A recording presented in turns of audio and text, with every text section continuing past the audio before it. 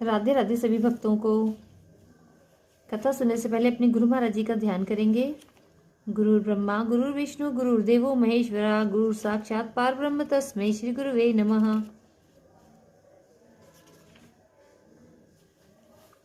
इसके बाद गणेश जी महाराज जी का ध्यान करेंगे और उनकी जयकारा बोलते हुए उनकी कथा का श्रवण करेंगे।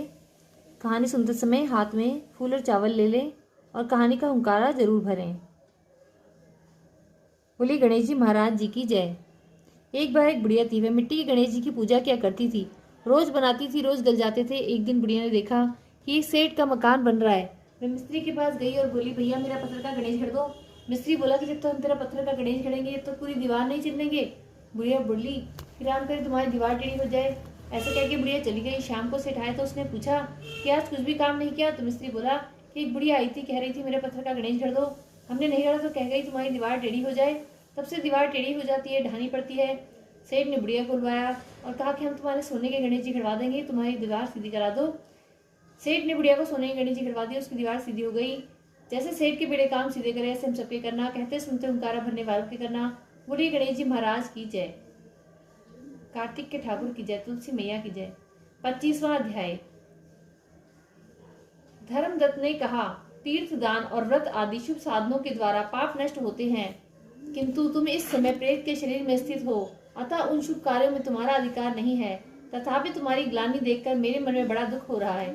तुम दुखी नहीं हो और तुम्हारा उद्धार किए बिना मेरे चित्त को शांति नहीं मिलेगी। अतः मैंने जन्म से लेकर आज तक जो भी कार्तिक व्रत का अनुष्ठान किया है, उसका आधा पुण्य देकर तुम उत्तम गति को प्राप्त हो। यूं कहकर धर्मदत्त ने द्वादशाक्षर मंत्र का श्रवण कराते हुए तुलसी मिश्रित जल से ज्यों ही उसका अभिषेक किया, त्यों ही वह प्रेत शरीर से मुक्त हो दिव्य रूप धारिणी देवी हो गई। लावण्य से भरपूर साक्षात लक्ष्मी हो गई। तदनंतर उसने भूमि पर मस्तक टेक कर ब्राह्मण देवता को प्रणाम किया और अनंत विभोर हो गदगद वाणी में कहा कि दुष्टेष्ट, आपकी कृपा से मैं नरक से छुटकारा पा गई। मैं पाप के समुद्र में डूब रही थी, आप मेरे लिए नौका के समान हो गए। वह इस प्रकार ब्राह्मण देवते से वार्तालाप कर ही रही थी कि आकाश से एक तेजस्वी विमान उतरता दिखाई दिया। वह श्री विष्णु के समान रूप धारण करने वाले पार्षदों से युक्त था। पास आने पर विमान के द्वार पर खड़े हुए पुण्यशील और सुशील नामक पार्षदों ने पूरी वीडियो का लिंक डिस्क्रिप्शन बॉक्स में है। लिया।